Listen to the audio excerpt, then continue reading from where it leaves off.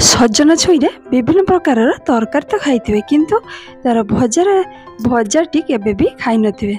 यही सजन छुई को जदि आमे किछि चूना गुंड बा चाउल गुंड देके आमे भाजुचे तेबे तार स्वाद बहुत भल लगी थाए एवं यहाँ भाजी सारा पर आमे जदि गरम गरम खाऊचे तेबे तार स्वाद डबल आसता है ठंडा है पर तार स्वाद टिके कमी जाए था। तेणु भाजी सारा पर ही आमे गरम गरम यहाँ खाइबा तार मजा नबा। सजन छुई भजा टी सुंदर देखा देखु। जय जगन्नाथ। मिष्टी किचन को आपण मानक बहुत बहुत स्वागत। आसतु से छुई भजार रेसिपी को स्टार्ट करना। प्रथम किसी आम सजन छुई को नबा एवं ताकू नहीं सारा पर चप्पा छड़े कि आम ये काटी नबा। काटी सारा पर गोटे कड़ाई रे किछि पानी नबा।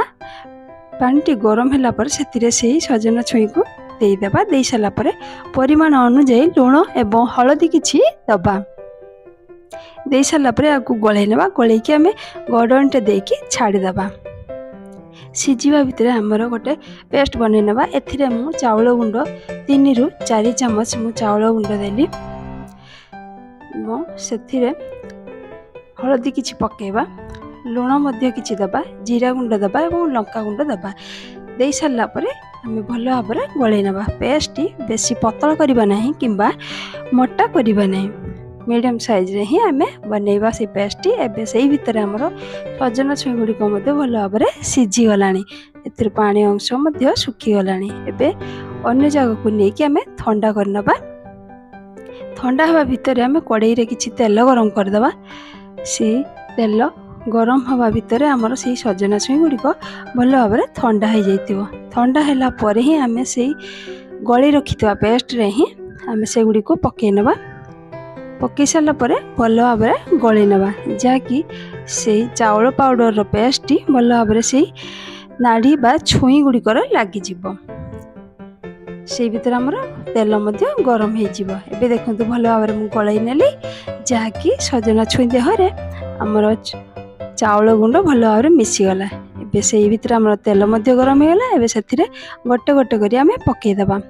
तेलर परिमाण अनुଯାयी आम से सजन छुई को देबा एवं भल भाव गोटे पट है पर अन्य पट को अलटाइबा। देखो ये भाव में आम गोटे पट है पर अन्य पट को अलटाई दे गैस को मीडियम फ्लेम रे ही रखिबा।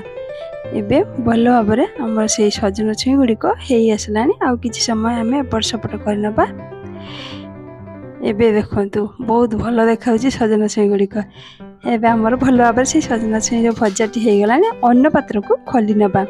खोली सारा पर आउ अवशिष्टांश रही सजना छुई को आम से गोटे गोटे करी पकईदबा।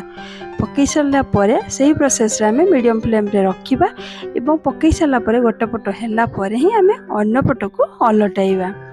कारण सजना छुई को भल भाव भाजी हेले ही तार टेस्ट भल लगे। एवं ये मन रखु जे आमर से भजार जदि लुण लंकार परिमाण भल भाव समान मात्रा तेबे तार टेस्ट बहुत भल लगे। तेणु ए लंका एवं लुणर मात्रा ठीक रे रहिबा दरकार। एबे भल भाव से सजना छुई गुड़िक हो गलानी। अन्न पात्र को खोली नबा। देखंतु सजना छुई गुड़िक केते सुंदर देखा जाउछि। यही सजन छुईर भजा को देखु देखु खाइबा को बहुत इच्छा हम। एवं जो लोक मैंने सजन छुई को पसंद करुनथिबे एहाकु मागी मागी मध्य खाइबे। तेणु जदि आपण माने सजन छुई को पाउचंती तेबे एही प्रोसेस रे सजन छुई को भाजी की खांतु बहुत टेस्ट लागिबो। एवं देखुथिबा लोक माने मध्य मागी की खाइबे एवं न खाउथिबा लोक मध्य मागी मागी की खाइबे। तेणु निश्चित एही सजन छुई रेसिपी को ट्राई करंतु। वर्तमान पाई रहुछि बाय। पुणी आसीबी नुआ वीडियो नुआ रेसिपी सह। जय जगन्नाथ।